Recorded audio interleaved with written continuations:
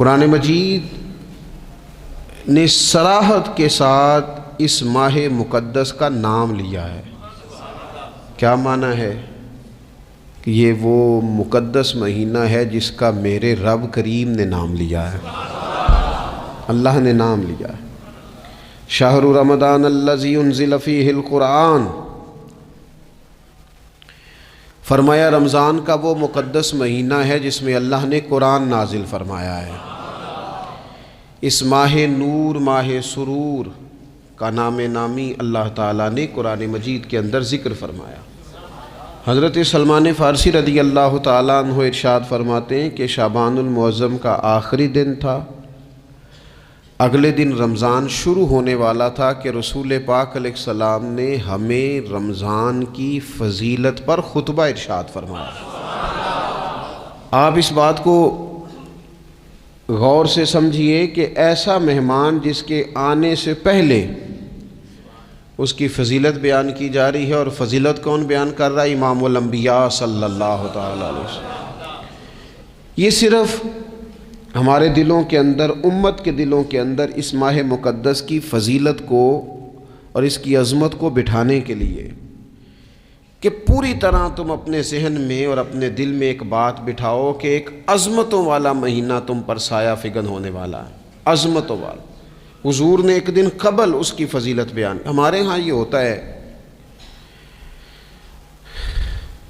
کہ ہم کسی چیز کی اہمیت کو لیتے ہیں لیکن سمجھتے ہیں کہ یہ کوئی روٹین ورک ہے، یعنی نارملی ہر سال رمضان شریف آتا ہے، اپنے وقت کے حساب سے چاند بدلتا ہے اور اپنے وقت پر رمضان شریف آ جاتا ہے۔ ہم سمجھتے ہیں کہ مطلب روٹین کا ایک معاملہ ہے، ایک روٹین کی چیز ہے۔ لیکن اگر آپ اس کو اس نظر سے دیکھیں گے نا کہ اس مہینے کے آنے سے پہلے، یعنی ابھی ایک دن بعد آنا ہے رمضان کو، اور آنے سے پہلے حضرت سلمان فارسی فرماتے ہیں کہ نبی پاک نے ہمیں باقاعدہ بلا کے خطبہ دے کے رمضان کی عظمت ہمارے دلوں میں بٹھا، یعنی فکری طور پر اور ذہنی طور پر امت کو تیار کیا۔ فرمایا تم پر ایک ایسا مہینہ سایہ فگن ہونے والا ہے جو مبارک ہے تمہارے لیے، باعث برکت ہے تمہارے لیے۔ تم اپنے آپ کو ذہنی طور پر تیار کرو کہ ایک ماہ نور تمہارے قریب آ رہا ہے۔ جو رمضان، اسلامی عبادات جتنی بھی ہیں نا، وہ مخصوص پوجا پاٹ نہیں۔ اسلامی عبادات میں سے کوئی عبادت بھی ایسی نہیں جس کا مقصد ہی ہو کہ آپ نے اتنے وقت سے لے کر اتنے وقت تک فلاں عمل کرنا ہے۔ جتنی بھی عبادات ہیں اسلامی، وہ اپنے دامن میں کوئی نتیجہ رکھتی ہیں، کوئی رزلٹ رکھتی ہیں، اس کے ثمرات انسانی زندگی پر مرتب ہوتے ہیں۔ انسان کو تزکیہ نصیب ہوتا ہے، اس کے باطن کو صفائی نصیب ہوتی ہے، اسے خیر کرنے کا موقع ملتا ہے، تربیت کے بہت سارے مواقع اس میں پائے جاتے ہیں۔ بہت سارے اسرار و رموز کے ساتھ اسلامی عبادات ہیں۔ یہ جو رمضان المبارک ہے نا، یہ جو روزہ ہے، یہ روزہ اپنے دامن کے اندر تربیت رکھتا ہے، تربیت۔ یا ایھا الذین آمنوا کتب علیکم الصیام کما کتب علی الذین من قبلکم لعلکم تتقون۔ اے ایمان والو، تم پر روزے فرض کیے گئے جیسا کہ تم سے پہلے لوگوں پر بھی فرض کیے گئے تھے تاکہ تم تقوی اختیار کرو۔ روزہ تمہیں پرہیزگار بنائے گا، تمہارے اندر سے جو نفسانی چیزیں ہوں گی انہیں نکالے گا، اور اللہ تبارک و تعالیٰ کی طرف تمہارے دل کا رجحان ہوگا، تمہاری روح کا رجحان ہوگا، تمہیں تزکیہ دے گا۔ روزہ انسان کی تربیت کرتا ہے، انسان کو روزہ ذہنی طور پر تیار کرتا ہے کہ اللہ کے حکم کے مطابق کھانا ہے، اللہ کے حکم کے مطابق پینا ہے۔ سب سے بڑا مسئلہ اس دور کا رزق حلال کا حصول ہے اور حرام سے اجتناب ہے۔ تو روزہ ہمیں یہ سبق پڑھاتا ہے کہ ہم وہی کھائیں گے اور اسی وقت کھائیں گے جو کھانے کا ہمیں ہمارے رب نے حکم ارشاد فرمایا ہے، اور جس سے اللہ رسول منع کر دیں گے جتنی مرضی چمک دمک اپنے دامن میں رکھے، جتنی مرضی، لیکن ہم وہی لیں گے جو ہمارے لیے جائز ہے۔ آپ غور فرمائیے، روزہ लअल्लकुम तत्तकून, रोज़ा तुम्हें परहेज़गार करता है। बहुत सारे लोग एक बात करते हैं कि आदतें नहीं बदली जाती यार, कोशिश करता हूँ लेकिन मेरी आदत नहीं तब्दील होती। मैं आपको एक राय देने लगा हूँ, मशवरा देने लगा हूँ। मैं आपसे ये अर्ज़ करने लगा हूँ कि मौका आया है रमज़ान शरीफ का। रमज़ान में ना बंदा रूटीन में अपनी आदतें बदलता है। किसी को सवेरे 7 बजे खाने की आदत है, किसी को 9 बजे खाने की आदत है, कोई सुबह नाश्ता नहीं करता, दोपहर में ही खाता है। लेकिन रमज़ान आया तो आदत बदल गई। 7 बजे वाला भी नहीं खा रहा, 9 बजे वाला भी नहीं खा रहा, दोपहर वाला भी नहीं खा रहा, सारे सहरी में खा रहे हैं। आदत बदल गई, बिल्कुल तबीयत बदल गई, रूटीन चेंज हो गई। कोई उठ रहा था सुबह फजर में, अल्लाह की तौफीक से, अल्लाह ताला माफ़ फरमाए, तो कुछ ऐसे भी थे जो 9-10 बजे उठ रहे थे, कुछ अल्हम्दुलिल्लाह फजर पढ़ के चलो किसी वजह से फिर सो गए, 10-11 बजे उठ रहे थे, रूटीन बदली हुई थी। रमज़ान आया तो बदल गई, सारे सहरी में उठ रहे हैं, तहज्जुद के वक़्त सब की आँख खोल रही है, बिल्कुल रूटीन बदल गई, हालात बदल गए, मामलात तब्दील हो गए, औकात तब्दील हो गए, दफातर के टाइम तब्दील हुए, स्कूलों के निज़ाम तब्दील हुए, मदारस के औकात तब्दील हुए, हर चीज़ के अंदर तब्दीली आई। माना क्या है कि अल्लाह ने तुम्हें मौका दिया है कि आदतें बदली जा सकती हैं, अपने आप को तब्दील किया जा सकता है, लाइफ स्टाइल को चेंज किया जा सकता है। ये मौका आया है। एक महीना है पूरा, 2-3 दिन 4 दिन आपकी रूटीन बिगड़ जाए ना सोने की, यानी रूटीन से हट के आप सोना जागना शुरू कर दें तो फिर वही रूटीन बन जाती है। बदलने लगी है ना रूटीन, आ गया ना रमज़ान, परहेज़ का टाइम शुरू हो गया। लिहाजा बेहतरीन फ़ायदा ये होगा कि रमज़ान में परहेज़ होगी। डाइट प्लान बिल्कुल बनाया जा सकता है, उसमें चीज़ों को बिल्कुल मुरतब किया जा सकता है। तो रमज़ान शरीफ के आने से पहले ज़हनी तौर पर अपनी आदत की तब्दीली का प्रोग्राम बनाएं। आदतें बदल जाया करती हैं। रसूल करीम दुनिया में आए वयुज़क्कीकुम, हुजूर तज़किया करने तो आए हैं, आदतें बदलने तो तशरीफ़ लाए हैं। नबी पाक ने सफाई सुथराई कर दी, सारी नापाक चीज़ों को निकाल दिया। तो रूटीन देखें कि रमज़ान में तकवे के हुसूल के लिए अपनी आदत को तब्दील करना है, और इसके लिए ज़हनी तौर पर अपने आप को तैयार करें। वो जो कहते हैं बच्चे सवेरे नहीं उठते, वो रूटीन बना लें। ये मौका आया है, अभी से इरादा कर लें कि जनाब हमने इस तरतीब से अपने घर को, माहौल को, बच्चों को इस तरतीब से हमने मुरतब करना है चीज़ों को। ये आप इरादा करें, अल्लाह ताला मदद फरमाएगा। रमज़ानुल मुबारक की जो ख़ास फजीलत है, उस ख़ास फजीलत को रमज़ान आने से पहले ज़हन में बिठा लें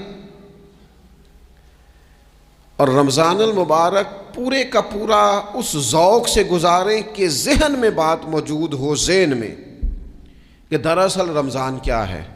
अल्लाह के प्यारे रसूल सल्लल्लाहु ताला अलैहि वसल्लम ने फरमाया, ए लोगो तुम पर एक अज़ीमुल मर्तबत महीना साया फ़िकन हो रहा है। हुजूर फरमाते हैं शहरु मुबारक, फरमाया ये बड़ा बरकत वाला महीना है, ये बरकतें लेके आया है, ये रहमतें लेके आया है, ये अपने साथ इनायात लेके आया। और नबी अकरम सल्लल्लाहु ताला अलैहि वसल्लम ने फरमाया जो बंदा भी कुर्बे इलाही की नीयत से रमज़ान में नेकी का तलबगार होगा, फरमाया वो अगर नफल नेकी करेगा ना तो अल्लाह ताला उसे फ़र्ज़ के बराबर सवाब अता फरमाएगा। और हुजूर अलैहिस्सलातु वस्सलाम फरमाते हैं जो इस महीने में एक फ़र्ज़ अदा करेगा अल्लाह 70 फ़र्ज़ों के बराबर अजर अता करेगा। अपने ज़हन में एक बात बिठाई जाए, ज़हन में ये बात बिठाई जाए कि ये ना बरकत वाला महीना है, इसमें मेरा सवाब बड़ा ज़रबों के साथ आगे बढ़ेगा। एक ज़हन बनाया जाए और फिर सवाब इकट्ठा करना शुरू कर दिया जाए। फिर वो तरतीब बना ली जाए, कारोबारी नहीं, रूहानी तरतीब, कारोबारी नहीं, यानी नए से नए स्टॉल ना तैयार किए जाएं। महंगाई कैसे करनी है और किस तरह करके किन चीज़ों की आजकल मांग होगी, किस तरतीब से सौदा पहले ही ख़रीदना है, महंगा कैसे करना है, अल्लाह माफ़ करे मसनूई किल्लत कैसे पैदा करनी है, कमाई कैसे करनी है। रमज़ान के अंदर जनाब लोग सारी तरतीब लगा के, सारी میرے ایک دوست ہیں میڈیکل کے شعبے سے وابستہ ہیں، تو وہ مجھے کہنے لگے کہ ڈاکٹر بھی اپنی روٹین بدلتے ہیں اور معدے والی ساری دوائیاں بھی اکٹھی کر لیتے ہیں، کیونکہ رمضان آنے والا ہے، یہ زیادہ لوگ استعمال کریں گے۔ تو وہ ماحول نہ پیدا کریں کہ ہر چیز دنیا داری ہو جائے، ہر چیز دنیا داری نہیں، ہر چیز کو ایک نیا روپ دے دیا جائے اور نیا سے نیا مال کمانے کا سلیقہ بنایا جائے۔ میں اکثر کہا کرتا ہوں کہ رمضان تو اس لیے تھا نا کہ اس میں کم کھانا ہے، تھوڑا کھانا ہے، لیکن اگر بندہ کہے کہ میں نے صبح کا چونکہ کھایا نہیں لہذا اب شام کو اتنا کھانا ہے کہ ہفتے سے پہلے ڈاکٹر کے پاس بھی جانا ہے، میں نے وہ سارا پوری کرنی ہے روٹین، تو پھر وہ مقصد کو نہیں نہ سمجھا، پھر اس نے اس خوبصورتی کو نہیں پایا جو خوبصورتی اس کو دین دینا چاہتا تھا۔ ایک تو رمضان کی فضیلت کو سمجھنا ہے، اور پھر جب ہم روزہ دار ہیں، ہم نے روزہ رکھا ہوا ہے، تو نبی پاک علیہ السلام نے خود اس مفہوم کو کھول کے بیان کیا، فرمایا جس بندے نے جھوٹ نہیں چھوڑا، گناہ نہیں چھوڑا، گویا غیبت نہیں چھوڑی، بدی نہیں چھوڑی، تو اللہ کے محبوب علیہ السلام فرماتے ہیں پھر اللہ تعالیٰ کو اس کے بھوکا پیاسا رہنے کی تو کوئی ضرورت نہیں، کیونکہ لعلکم تتقون، تقوی اختیار کرنا تو روزے کا مقصد تھا، اور اگر اس نے وہ بات کو سمجھا ہی نہیں، استاد کے لیے صرف استاد ہو جانا ہی ضروری نہیں، اس کو پھر اپنے منصب کا لحاظ کرنا بھی ضروری ہے کہ میں استاد ہوں۔ والد کا صرف والد ہو جانا ہی کمال نہیں، اس کو پھر اس منصب کے تقاضوں کو بھی سمجھنا چاہیے کہ اب میں ایک باپ ہوں، اب میں روٹین میں وہ آزاد نہیں ہوں کہ جہاں میرا جی چاہے گا جاؤں گا، جہاں میری طبیعت چاہے گی میں کھاؤں گا، جہاں میرا دل کرے گا میں وہ کام کروں گا۔ اب آپ سرپرست ہیں، سربراہ ہیں۔ انسان دیکھیں نا، ایک شخص ہے وہ عالم ہے، علم پڑھ لینا صرف کمال نہیں، وہ اپنے منصب کو بھی تو سمجھے نا، اس منصب کے وقار کو، اس کے لحاظ کو بھی تو سمجھے نا۔ ایک آدمی اگر عمر رسیدہ ہے، بڑا ہے، بزرگ ہے، اور وہ چاہتا ہے کہ میری بزرگی کی وجہ سے میرا اکرام کیا جائے، تو اسے اپنے منصب کا بھی لحاظ کرنا پڑے گا۔ اس کو حضرت سعدی فرمایا کرتے تھے میں نے 18 سال کے بزرگ دیکھے اور میں نے 75 سال کے بچے دیکھے۔ حضور کیا مطلب؟ فرمانے لگے عمر ہو گئی لیکن اپنے منصب کا خیال نہ کیا، عادات بچوں والی رہی۔ اور فرماتے میں نے ایسے لوگ دیکھے جن کو شروع وقت میں ہی اللہ والوں کی صحبت نصیب آئی، تو وہ جو بزرگی ہے وہ پھر عمر کی وجہ سے نہیں ملی، وہ اللہ نے علم اور عمل کی وجہ سے عطا فرما دی۔ تو اپنے منصب کا لحاظ کرنا کہ میرا یہ منصب ہے۔